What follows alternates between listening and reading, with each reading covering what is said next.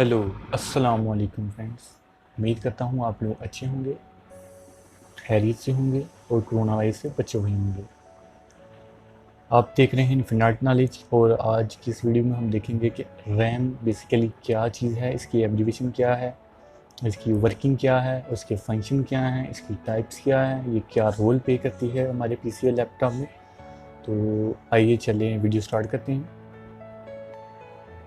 बिस्मिल्लाहिर्रहमानिर्रहीम। ये स्लाइड्स मैंने खुद बेसिकली प्रिपेयर की हैं 2-3 दिन लगा के। वो मटेरियल सारा मैंने खुद इकट्ठा किया है, तो hope you enjoy this video. RAM and its types.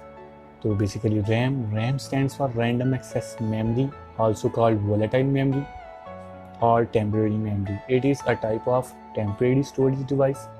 It does not store data permanently. RAM loses its data once the power is turned off.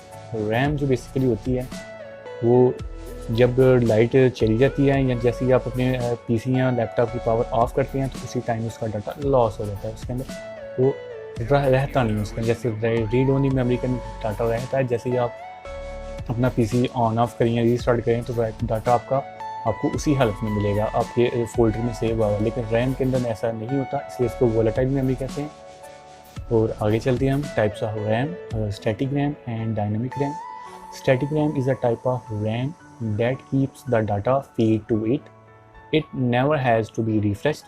This makes a static RAM significantly faster than dynamic RAM. Static memory cell takes up a lot of more space on a chip than a dynamic memory cell. This makes static RAM expensive than DRAM. On the other hand, dynamic RAM consistently needs to be refreshed, otherwise the stored data will be lost. Types of DRAM. FPDRAM. FPDRAM stands for Fast Page Mode Dynamic Random Access Memory. It was the original form of DRAM. It waits through the entire process of locating a bit of data by column and row and then reading the bit before it starts on the next bit. It operates at approximately 176 MB per second. Its clock rate is 25 MHz. Capacity इसकी है 4 MB से लेकर 128 MB तक। और pins इसके अंदर 30 हैं। Introduce ये की गई थी 1990 में, यूज्ड इन 8286 मॉडल में। आगे हम चलते हैं एक और टाइप की तरफ, EDO DRAM. EDO DRAM stands for Extended Data of Dynamic Random Access Memory. EDO DRAM was a moderate form of FMPDRAM. Its efficiency and speed is greater than FPDRAM. It operates at approximately 264 MB per second. It is about 5% faster than FPRAM. It introduced in 1994. Range इसकी 1 MB to 512 MB. Clock rate इसका 40 MHz. Pins इसके अंदर 72. Used in 8386 and 8486 model के अंदर and P1 basically है Pentium 1। जैसे कि आजकल आप देख सकते हैं कि P4 Pentium 4 पीसीज हैं और ये P1 बहुत पुराने मॉडल का पीसी है, उसके अंदर ये रैम यूज़ होती थी। तो पिंस इसके अंदर गोल्डन है। और SDR RAM stands for Single Data Rate Random Access Memory. SDR RAM was a moderate form of EDO DRAM introduced in 1996. Range 4 MB to 1 GB and clock rate 133 MHz. Pins इसके अंदर 168, cuts इसके अंदर 2 हैं। Use in P2, P3 and P4। जैसे कि P2, P3, P4 it means Pentium 2, Pentium 3 and Pentium 4। और RDRAM stands for Rambus Dynamic Random Access Memory. RDRAM was a moderate form of SDRAM.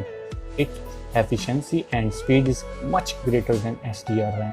Introduce ये की गई थी 1999 में। Range इसकी 4 MB से लेकर 1 GB तक है। क्लॉक रेट इसका 400 MHz। पिंस इसके अंदर 184। Use in P4 Pentium 4, only Pentium 4 में ये रैम यूज होती है। कट्स इसके अंदर 2 हैं इन सेंटर के अंदर करके, जैसे कि आप पिक्चर में देख सकते हैं। और DDR रैम, ये बेसिकली एक नई सीरीज शुरू हुई थी, गेमिंग के लिहाज से नहीं है ये रैम, बस इसकी स्पीड मच ग्रेटर देन है SDR रैम से। पढ़ती हैं इसको। DDR RAM stands for double data rate random access memory. DDR RAM was a moderate form of SDR RAM. Its efficiency and speed is greater than SDR RAM. Introduce ये की गई है 2000 में। Range इसकी है 4 MB to 2 GB। Clock rate इसका है 266 megahertz. Pins इसके अंदर है 184। यूज ये होती है Pentium 4 में। कट इसके अंदर है 1, पिक्चर में आप देख सकते हैं। और DDR2 RAM, DDR2 RAM was a moderate form of DDR RAM. Its efficiency and speed is greater than DDR RAM.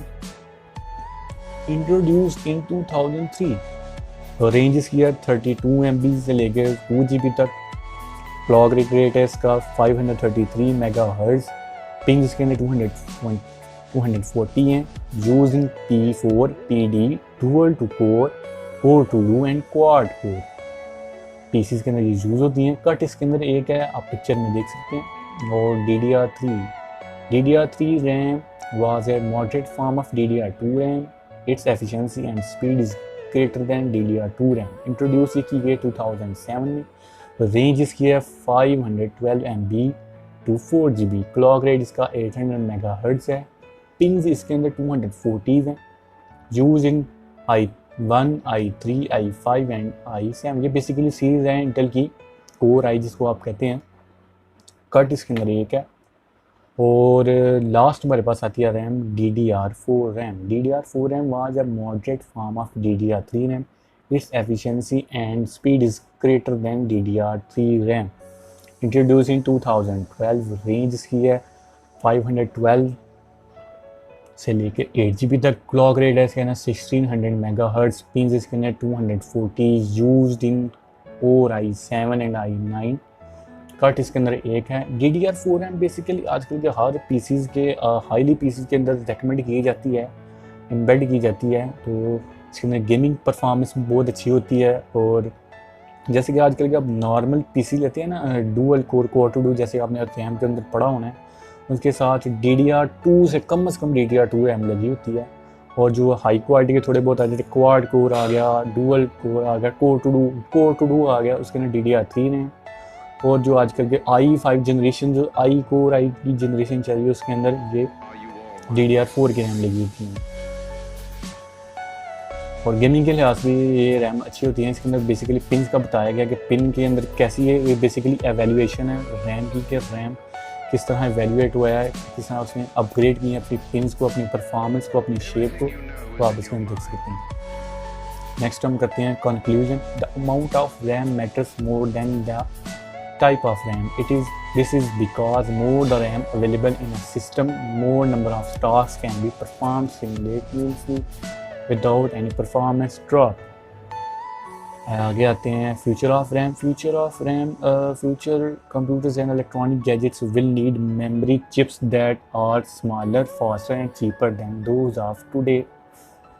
RAM और RAM stands for resistive RAM and ZRAM stands for zero capacitor RAM or runs in the global technology race as the next generation। ये जो 2 RAM आपको मैंने दिखाई हैं, इसके अंदर basically upcoming rams हैं जो आगे हम फ्यूचर में देख सकते हैं।